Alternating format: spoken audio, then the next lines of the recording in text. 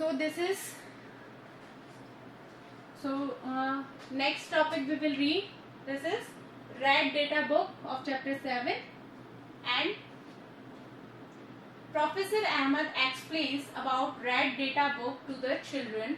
He tells them that Red Data Book is the source book which keeps a record of all the endangered animals and plants. तो red data book में क्या होता है, पूरा record होता है जो भी एंडेंजर्ड एनिमल्स हैं, जो विलुप्त होने की कगार पे हैं, ऐसे प्लांट्स और एनिमल्स की पूरी लिस्ट होती है. Red data book is maintained international by an organisation, और ये जो रेड डेटा बुक है वो अंतर्राष्ट्रीय स्तर पे मेंटेन की जाती है. India also maintains red data book for plants and animals found in India. India में भी रेड डेटा बुक बनाई गई है, रखी गई है, जहाँ पर उसके अंदर क्या बताया गया है, जो भी इंडिया के अंदर एंडेंजर्ड स्पीशीज है प्लांट्स और एनिमल्स की, उसकी पूरी लिस्ट इसके अंदर बताई गई है. माइग्रेशन क्या होता है, the excursion party then enters deeper into the forest under the guidance of Madhav ji. They sit near the tawa. तो माधव जी के साथ में जो भी बच्चे निकले हुए थे वो सब एक जगह पे गए, फॉरेस्ट में एक जगह पे गए, और वहां पर जाकर एक तवा रिजर्वर के पास में जाकर बैठ गए रिलैक्स होने के लिए. Paheli observe some of the birds near the river. Paheli ने देखा कि कुछ बर्ड्स हैं वो रिवर के पास में हैं. Madhav ji tells the children that these are migratory birds. Madhav ji ने उन्हें बताया कि ये माइग्रेटरी बर्ड्स हैं.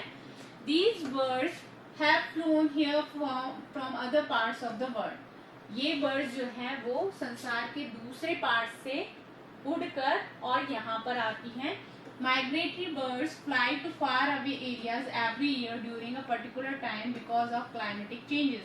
और migratory birds क्या करती हैं, वो वर्ल्ड के एक कोने से दूसरे कोने तक बहुत दूरी मतलब बहुत दूरी कवर करके और फिर दूसरी जगह पे जाती है, क्योंकि क्लाइमेटिक चेंजेस होते हैं तो उन क्लाइमेटिक चेंजेस को वो बेयर नहीं कर पाती हैं और इस वजह से वो दूसरी जगह पे जाती हैं. They fly for laying eggs as the weather in their natural habitat becomes very cold and inhospitable. क्योंकि जिस एरिया में वो रह रहे होते हैं वहाँ पर जो वेदर होता है वो बहुत ठंडा हो जाता है और वो वहाँ पर एग्स नहीं दे पाते हैं, इस वजह से वो दूसरी जगह पे उड़कर जाते हैं. Birds who cover long distances to reach another land are known as migratory birds, as per Haley learned in class 7. और जो birds एक बहुत लंबा डिस्टेंस कवर करके एक जगह से दूसरी जगह पे जाती हैं उनको हम migratory birds कहते हैं. Next topic is recycling of paper. Professor Ahmed draws attention of the children to another cause of deforestation. फिर प्रोफेसर अहमद ने बच्चों को ये बताया कि दूसरा कॉज क्या है, दूसरा कारण क्या है डिफॉरेस्टेशन का. He tells them that it takes 17 fully grown trees to make 1 ton of paper. उन्होंने बताया कि अगर हमें 1 टन पेपर बनाना होता है तो हमें 17 फुल्ली ग्रोन ट्रीज को कट करना होता है और उनसे 1 टन पेपर बनता है. Therefore, we should save paper. इसलिए हमें पेपर को सेव करना चाहिए. Professor Ahmed also tells that paper can be recycled 5 to 7 times for use. और प्रोफेसर अहमद ने ये भी बताया कि जो पेपर है वो 5 से 7 बार रिसाइकल किया जाता है. If each student saves at least 1 sheet of paper in a day, we can save many trees in a year. अगर एक स्टूडेंट एक दिन में 1 शीट भी अगर सेव करता है, बचाता है, तो इस तरह से हम पूरे साल में बहुत सारे ट्रीज को बचा सकते हैं कटने से. We should save, use paper and recycle it. हमें क्या करना है, हमें ट्रीज को सेव करना है, पेपर्स को रीयूज करना है, रिसाइकल करना है, जिससे कि हम ट्रीज को कटने से बचा सकें. By this we not only save trees but also save energy and water needed for manufacturing paper. इससे क्या होगा कि हम ट्रीज को तो बचाएंगे, लेकिन पेपर बनाने में जो एनर्जी यूज होती है, जो पानी यूज होता है, उसको भी हम सेव कर पाएंगे. Moreover, the amount of harmful chemicals used in paper making will also be reduced. और इस तरह से जो भी हार्मफुल केमिकल्स यूज होते हैं पेपर बनाने में, वो भी कम यूज होंगे, वो भी उनका भी अमाउंट कम होगा. Next topic is deforestation. Deforestation का ऑपोजिट हो गया हमारा डिफॉरेस्टेशन की वापस से जो फॉरेस्ट वाली जो लैंड है जिसको हमने डिफॉरेस्टेशन, जहाँ से हमने पेड़ हटा दिए थे, काट दिए थे, अब वहां पर वापस से पेड़ किस तरह से उगाए जाएं, तो उसको हम बोलेंगे reforestation. Professor Ahmad suggest that the answer to deforestation is reforestation. तो डिफॉरेस्टेशन का आंसर क्या है? डिफॉरेस्टेशन मतलब इसका ओपोजिट हो गया कि अगर हम डिफॉरेस्टेशन कर रहे हैं तो इसका हमें रिफॉरेस्टेशन भी करने की जरूरत है. Deforestation is restocking of the destroyed forest by planting new trees. नए पेड़ उगाकर हम नया फॉरेस्ट ग्रो कर सके. The planted trees should generally be of the same species which were found in that area. और जो plants है, जो trees हमने plant किए हैं, वो उसी species के या same plants होने चाहिए जो कि हमने उस forest से cut किए हैं. We should plant at least as many as trees as we cut. तो हमें उतने प्लांट्स जरूर उगाने हैं जितने प्लांट्स हमने कट किए हैं. Deforestation can take place naturally also.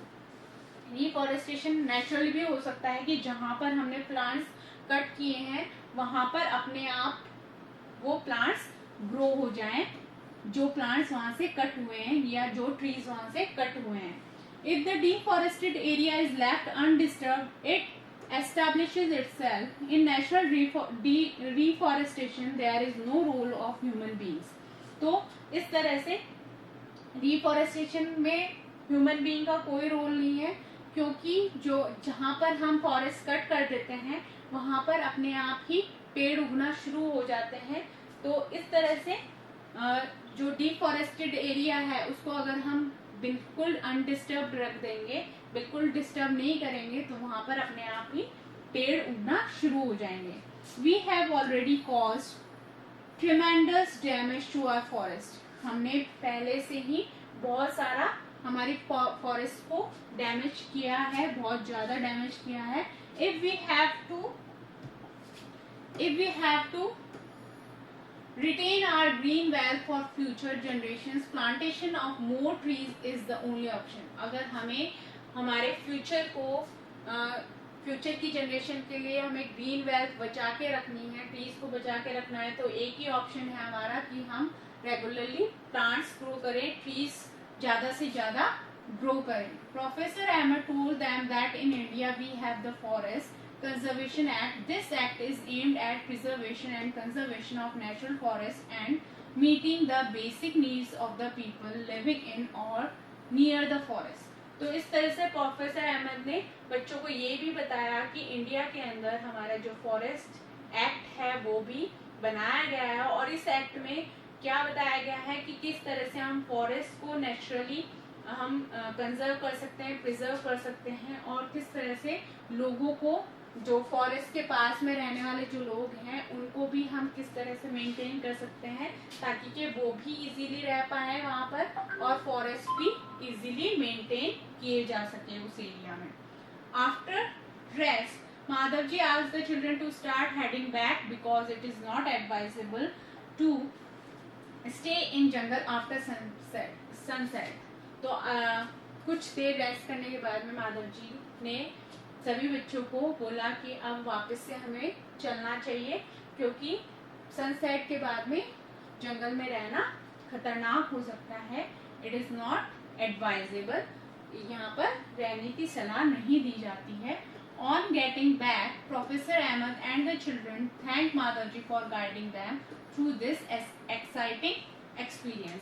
तो प्रोफेसर अहमद और जब बच्चे वापस गए तो उन्होंने माधव जी को उनकी गाइडेंस के लिए उन्होंने किस तरह से गाइडेंस दी और उनको अच्छी बातें बताई जो भी फॉरेस्ट से रिलेटेड थी, सेंचुरीज से रिलेटेड थी, ये सारी बातें माधव जी ने उनको एक्सप्लेन की। तो इसके लिए माधव जी को सभी बच्चों ने और प्रोफेसर अहमद ने थैंक किया, धन्यवाद दिया, और इस तरह से उनकी ये ट्रिप कंप्लीट हो गई, जिसके बेसिस पे उनको बहुत सारी नॉलेज मिली, बायोडाइवर्सिटी से रिलेटेड, इकोसिस्टम से रिलेटेड, और हमारे ट्रीज डिफॉरेस्टेशन से रिलेटेड, रिफॉरेस्टेशन और उसके कारण क्या है, ये सारी बातें हमने इस चैप्टर के अंदर रीड की। Now you have to do this keywords in your notebook and read this, what you have learned. This is the summary. Okay, you can read it from your book. Okay, आज हम इतना ही पढ़ेंगे।